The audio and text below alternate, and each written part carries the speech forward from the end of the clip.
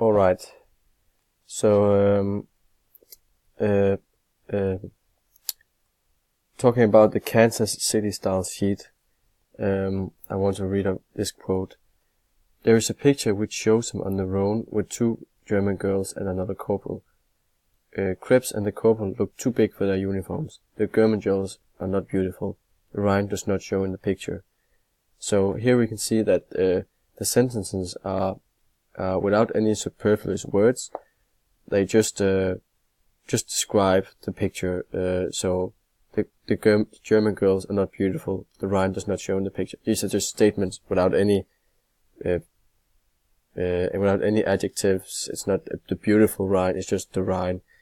So yeah, that's an example of the Kansas style sheet. And now here you can see the iceberg, in which we have the language above and the sense, feelings, fear, thoughts, and subconscious below. And for this, we can see, for example, when Krebs, he says, "I don't love anybody," Krebs said. This shows that obviously it's just a statement in language, but this shows that he feels numb. He doesn't feel anything after the war. So this is explaining his feelings, but not explicitly saying that he doesn't feel anything. Yeah. And more of these quotes. For example, there Krebs, he says, or it says here in the quote, Krebs felt sick and vaguely nauseated, which shows us that, and this is right before, this is right when he's with his mom, and he says sorry to her because he told her he didn't love her. But this shows us that in reality he doesn't love his mom anymore.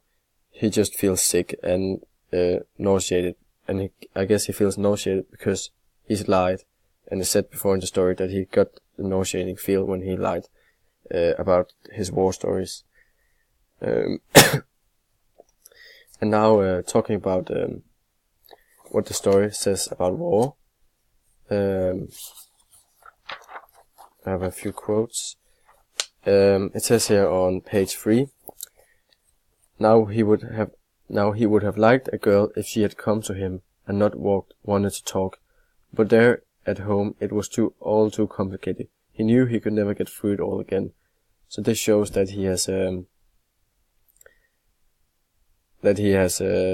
does not want things to be complicated anymore. And he says he knew he couldn't go through it all again, so he's gone through a lot of difficult things and he doesn't want to do any more difficult things. And it also says he would have liked it if the girl had come up to him and not wanted to talk. So it says that he does not enjoy talking to people anymore, which would also be an example of how he feels numb. And there's another quote on page 3 as well. He liked the look of them much better than the French girls or the German girls, but the world they were not the world they were in was not the world he was in. So here it says that the thing I want to focus on is he says that he's in a different world than the girls are in, which shows that he still has some of the war left in him, and it still has a great effect on the way he thinks and acts in the world. And he goes as far as to describe that he's in another world than the other people because he has experienced the war. And we can compare this to some of the other works we've worked with, where they also explain how bad war is for people. And we have worked with people being shell-shocked and having that was really PTSD. And I think this really seems like Krebs, the main character in this story, he has PTSD.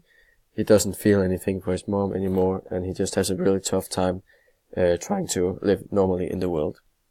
Yes.